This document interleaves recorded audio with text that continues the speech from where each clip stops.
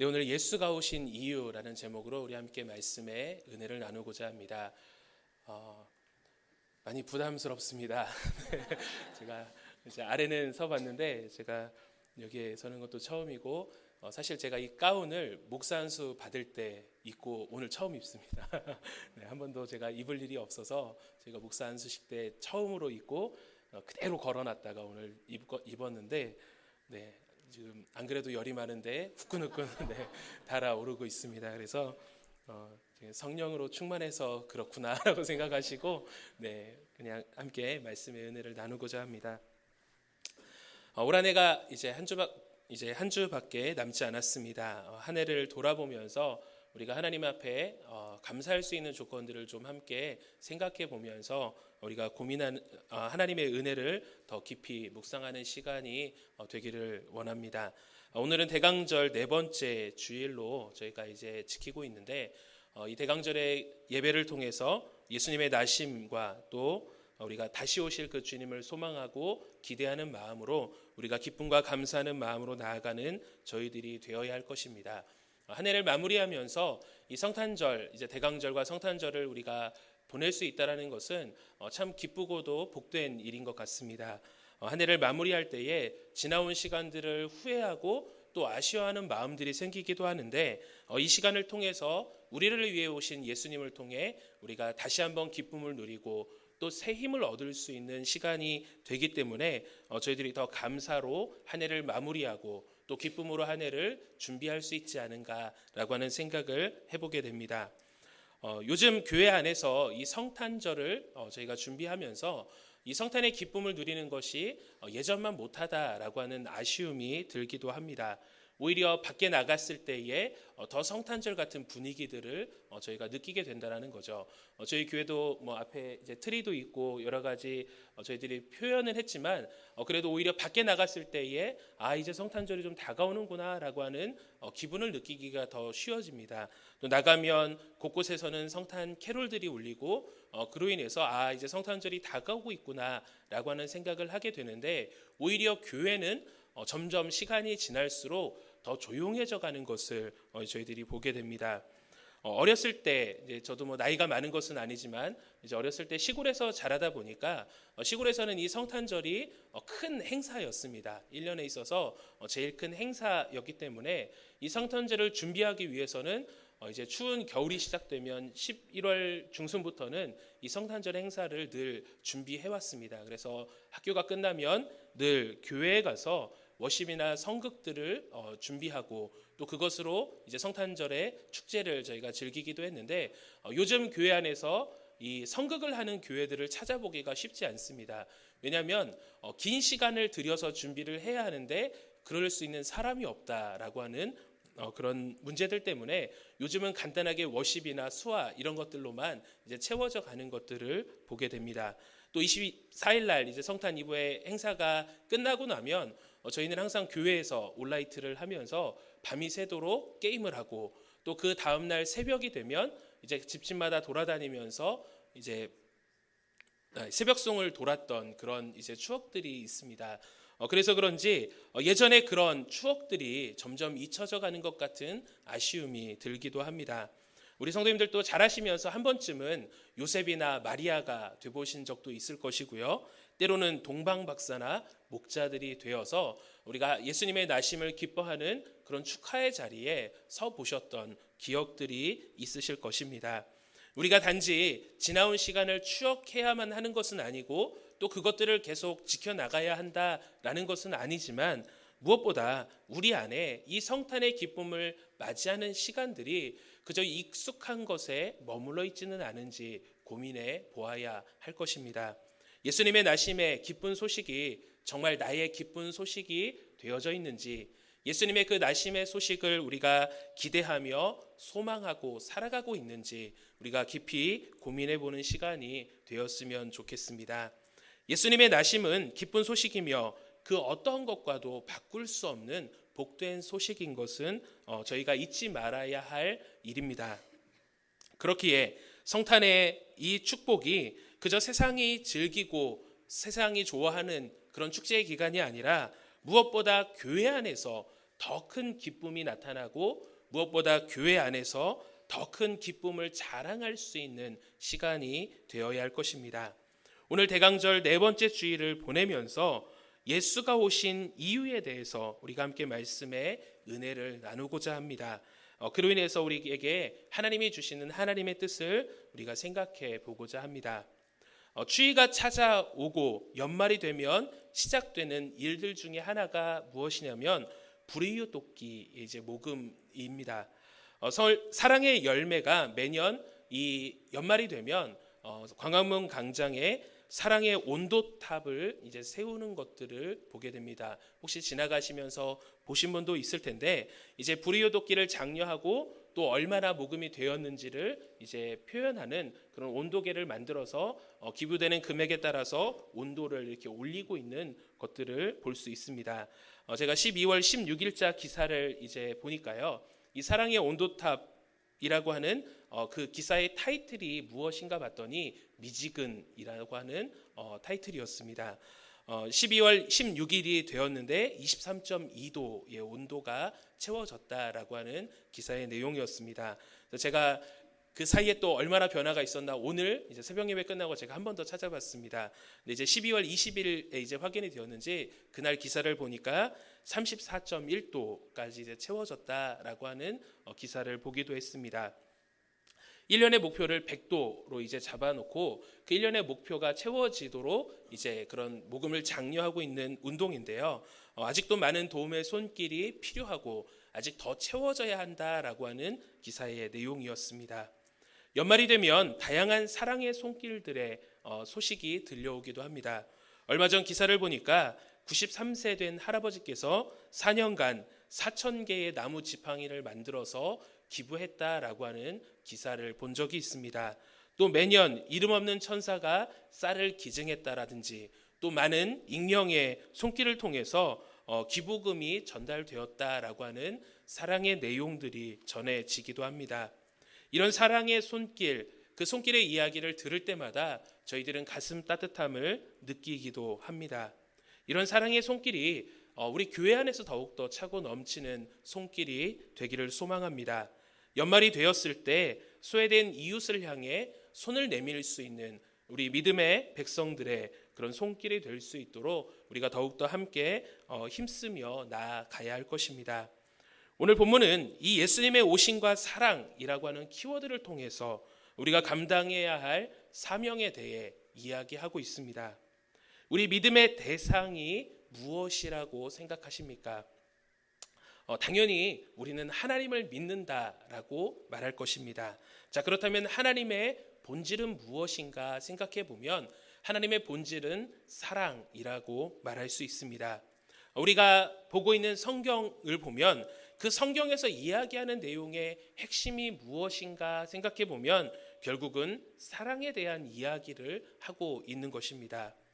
다양한 율법과 또 말씀들이 담겨져 있지만 그 안에 있는 내용을 한 단어로 정리했을 때 그 내용의 핵심은 사랑입니다. 성경은 하나님을 알 수 있는 가장 중요한 교본이기도 합니다. 그러한 성경이 하나님을 사랑이라고 말하고 있습니다.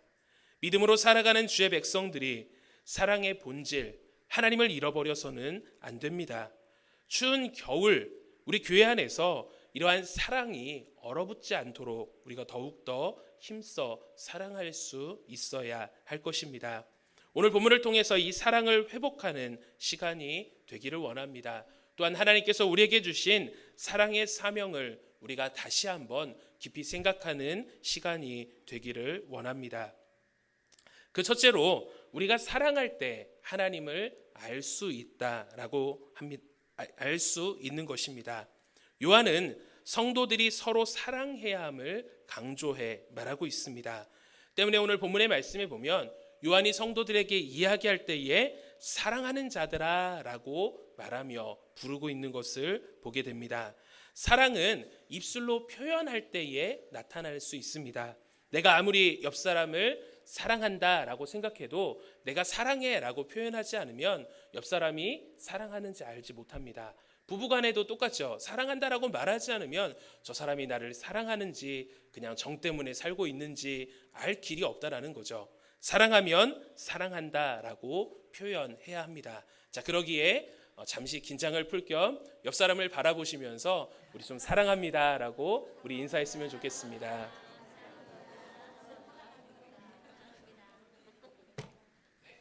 제가 물을 마실 타이밍을 찾기가 어렵습니다. 네. 사랑한다라고 하는 것은 표현할 때 더 나타나는 것이기 때문에 오늘 집에 돌아가셔서 우리 가족들을 바라보시면서 우리 사랑한다라고 꼭 표현할 수 있었으면 좋겠습니다. 그렇다면 요한은 왜 사랑을 이제 강조해서 말하고 있는 것이냐라는 거죠. 본문은 사랑이 하나님에게 속한 하나님의 속성이다라고 말합니다. 하나님의 속성을 대표하는 것이 사랑이라는 것이죠. 그렇기에 하나님을 믿는 믿음의 백성에게 있어 사랑이라고 하는 것은 반드시 해야만 하는 것이다 라고 말합니다. 요한은 믿음의 백성들이 사랑해야 한다라고 힘주어 말하고 있습니다.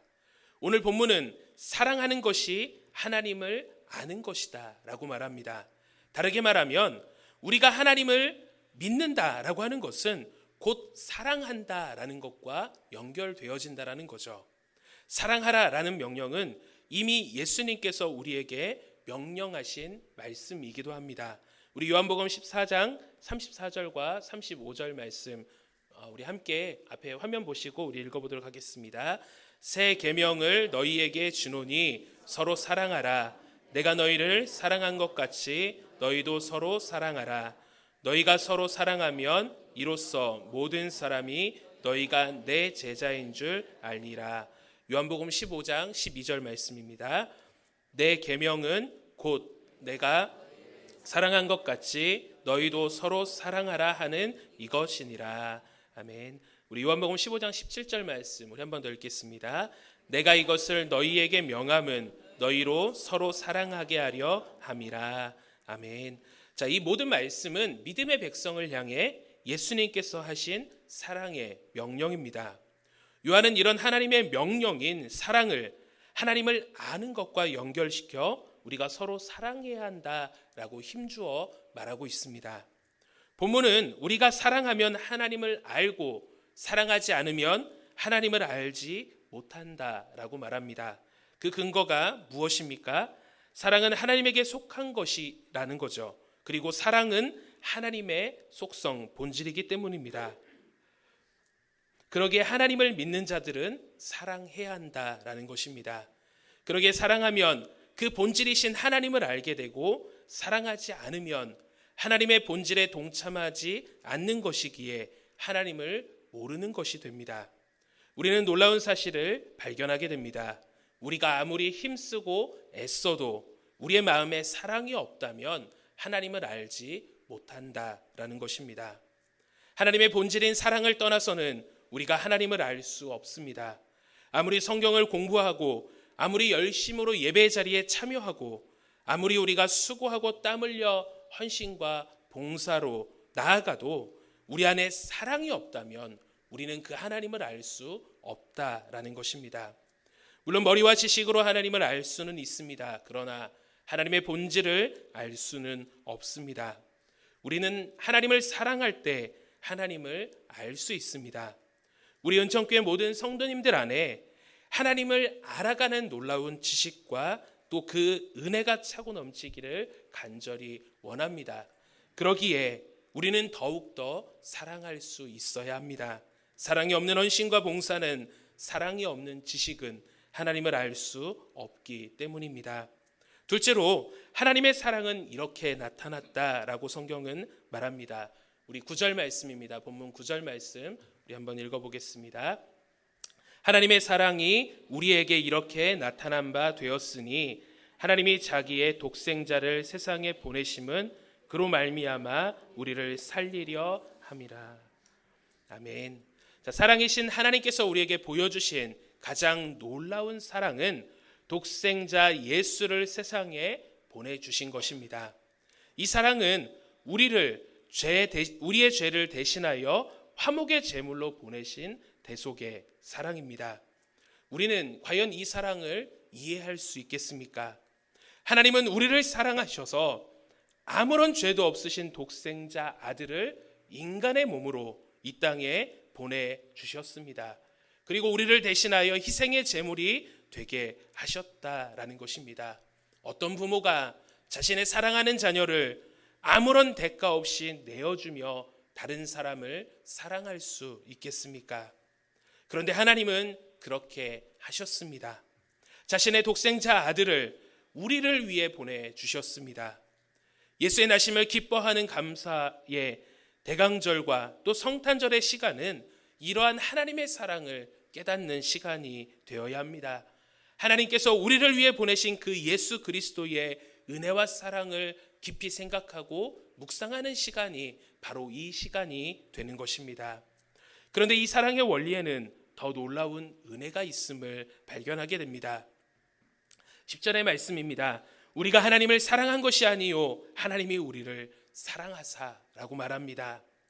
우리가 하나님을 사랑하기 때문에 하나님이 우리를 바라보시면서 내가 나를 사랑하느라 얼마나 고생했느냐라고 말씀하시면서 우리를 사랑하신 것이 아니라 하나님이 오히려 우리를 더 먼저 사랑해 주셨다라는 것입니다.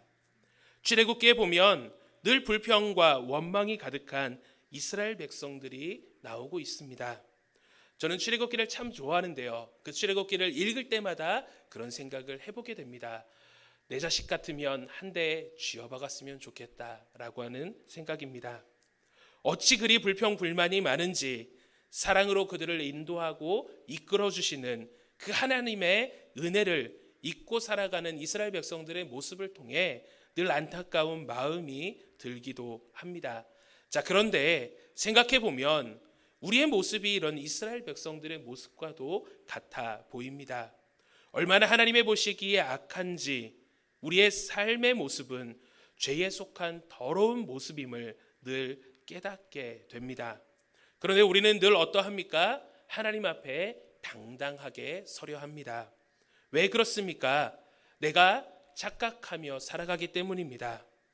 내가 하나님을 열심으로 믿어준다라고 생각합니다. 내가 하나님을 위해 헌신하고 내가 하나님을 위해 희생하며 내가 포기하는 것이 너무나도 많다라고 생각한다라는 거죠. 혹시 오늘 이 예배 자리를 나오시면서 내가 정말 지쳤지만 하나님을 예배해 주러 간다라는 마음으로 나오신 분은 없으리라 생각합니다. 우리는 하나님 앞에서 때로는 착각하며 살아가기도 합니다. 내가 열심히 하나님을 사랑하기에 하나님이 나를 사랑해 주시는구나라고 생각한다라는 거죠. 그런데 오늘 본문은 우리의 그런 생각을 뒤집어 놓습니다. 성경은 말합니다. 우리가 하나님을 사랑한 것이 아니요 하나님이 우리를 사랑한 것이라고 말합니다. 우리는 그 하나님 앞에 어떤 사람입니까? 10절의 뒤에 이어지는 말씀에 보면 우리 죄를 속하기 위하여 라고 말합니다. 즉 예수님께서 우리의 죄를 위하여 십자가의 대속의 제물이 되어주셨다라는 것입니다. 자, 그런데 바꾸어 말하면 어떻습니까? 우리는 죄인이라는 것입니다. 우리가 죄인이기에 우리의 죄를 속하기 위해 그 아들을 우리를 위해 보내주셨다라는 거죠. 로마서 6장 23절의 말씀에 보면 죄의 삭은 사망이라고 말씀합니다. 우리는 죄인이며 마땅히 죽어야만 하는 자입니다. 그런 우리를 위해 하나님은 그의 독생자 아들을 보내주셨습니다. 아무 흠도 없고 죄도 없으신 예수님께서 우리를 위해 십자가의 대속의 제물이 되어 주셨습니다. 우리가 하나님을 사랑해서가 아니라 하나님이 먼저 우리를 사랑하셨기 때문입니다. 이런 사랑으로 오시는 예수님을 맞이하는 이 성탄의 시간을 보내면서 우리가 어찌 세상의 사람들보다 더 기쁨으로 이 시간을 맞이할 수 없겠습니까? 세상의 사람들은 서로를 사랑의 표현을 하며 선물을 주는 것으로 이 축제의 기쁨을 누리고 있습니다. 그런데 우리는 이 예수님의 나심에 그 어떠한 것과도 바꿀 수 없는 귀한 선물을 받은 자들인데 과연 우리는 이 기쁨을 어떻게 누리며 살아가고 있는지 생각해 보아야 할 것입니다. 이 예수의 나심을 맞이하며 우리가 더욱더 기쁨으로 그 예수님의 나심을 우리가 기대하고 소망하는 우리 귀한 성도님들 되시기를 간절히 바라겠습니다. 마지막으로 사랑하는 것이 마땅합니다. 하나님을 사랑하고 하나님의 사랑을 받은 자들에게 주어진 사명, 이제 그것이 무엇인지 우리에게 분명히 나타나고 있습니다.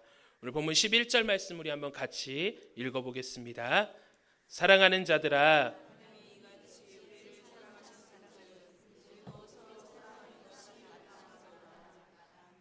아멘. 자, 이것이 우리에게 남겨진 사명입니다. 성탄의 기쁨을 맞이하는 대강절, 또 이제 얼마 남지 않은 성탄절을 맞이하면서 우리가 더 사랑할 수 있기를 간절히 소망합니다. 먼저 사랑하신 은혜로 아무 값 없이 받은 사랑입니다. 자, 그런데 우리는 그 사랑에 늘 값을 요구하려 합니다. 분명히 아무런 대가 없이 사랑을 받았음에도 우리는 늘 그 사랑의 대가를 원하고 있는 것을 보게 됩니다. 거저 사랑해야 하는 저희들이지만 사랑하는 것에 인색하고 내가 받은 사랑을 나의 것으로 아끼고 아껴 부둥켜 안고 있는 모습을 보게 됩니다. 그러나 우리가 받은 사랑은 분명히 나누어야 하는 사랑입니다. 믿음의 백성에게 요구되어지는 것은 사랑하는 것입니다. 가까이 있는 가족을 사랑하고 넓게는 열방을 사랑해야 합니다. 물론 그 범위 안에 우리의 교회도 또 우리의 살아가는 삶의 현장도 포함되어져 있습니다. 사랑에 인색한 시대를 살아가고 있는 것이 저희들의 삶의 현장입니다. 가정 안에 사랑이 깨어지고 나라 안에 사랑이 깨어지고 삶의 공동체 안에 사랑이 깨어지는 모습을 우리는 너무나도 쉽게 발견하게 됩니다. 그러기에 우리는 더욱더 사랑에 인색하지 않아야 합니다. 성탄절을 준비하면서 가장 중요한 것이 무엇인가 생각해 보면 그것은 사랑입니다. 사랑하는 것이 하나님을 가장 잘 알고 믿는 자들의 당연한 행동입니다. 12절은 말합니다. 우리 함께 읽겠습니다. 어느 때나 하나님을 본 사람이 없으되 만일 우리가 서로 사랑하면 하나님이 우리 안에 거하시고 그의 사랑이 우리 안에 온전히 이루어지느니라. 아멘. 자, 우리가 서로 사랑하는 것이 하나님을 본 것과 같다라고 말합니다. 우리가 서로 사랑하면 그 하나님이 우리 안에 거하시고 그 사랑이 온전히 우리 안에 이루어진다라고 말합니다. 사랑하면 하나님을 만난 것이며 사랑하면 하나님을 아는 것입니다. 다시 처음으로 돌아가서 우리가 반대로 사랑하지 않으면 우리는 결코 하나님을 알 수 없습니다. 하나님을 알고 하나님과 동행하는 삶을 살아가고 계십니까? 아니면 그런 삶을 살아가기를 원하십니까?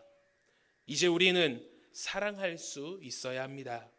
사랑하는 것이 마땅히 우리가 감당해야 하는 사명입니다. 분명히 기억해야 합니다. 사랑은 내가 해도 되고 하지 않아도 되는 선택이 아니라 반드시 해야만 하는 것입니다. 사랑은 하나님을 아는 것이며 사랑은 하나님이 우리 안에 거하시는 것입니다. 사랑하지 않으면 하나님은 우리와 함께하지 않으십니다. 성탄의 기쁨을 기쁨을 누리며 무엇으로 나누기를 원하십니까?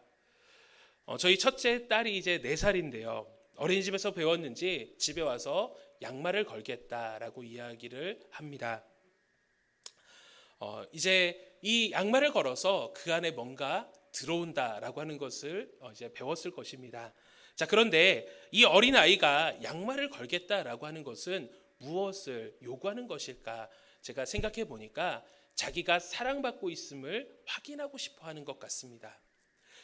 부모님이 자신을 얼마나 사랑하는지, 내가 받은 선물을 통해서 내가 사랑받고 있구나라고 하는 것을 느끼기를 원한다라는 거죠.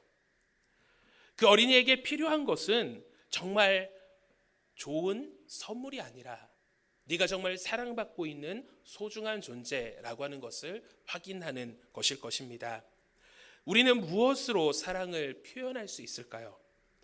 너무 어려운 것을 도전하려 하면 사실 좀 포기하게 됩니다. 내가 어떻게 사랑을 표현할 수 있을까라고 하는 생각들을 우리가 좀 고민해 보면서 우리가 무엇으로 하나님에게 받은 이 사랑을 나누고 또 실천할 수 있을까 고민하는 시간이 되었으면 좋겠습니다.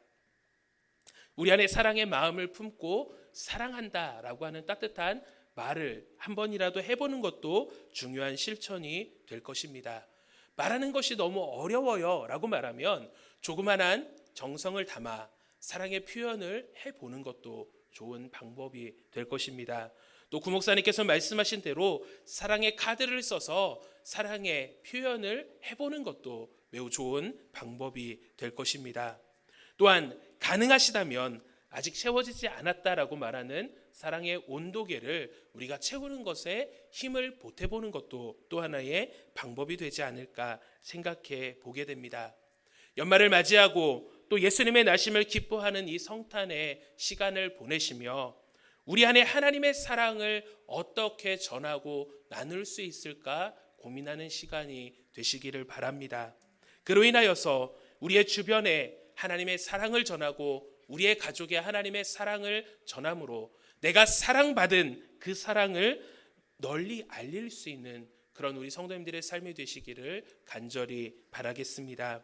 그래서 이번 성탄절 무엇보다 우리가 사랑하는 것 이전에 하나님이 정말 나를 사랑하시구나라고 하는 그 하나님의 사랑을 진하게 느끼고 이제 그 받은 사랑을 나아가서 더욱더 기쁨으로 증거할 수 있는 우리 귀한 성도님들의 삶이 되시기를, 그럼 기쁨의 성탄절이 되시기를 간절히 바라겠습니다. 우리 잠깐 기도하시겠습니다.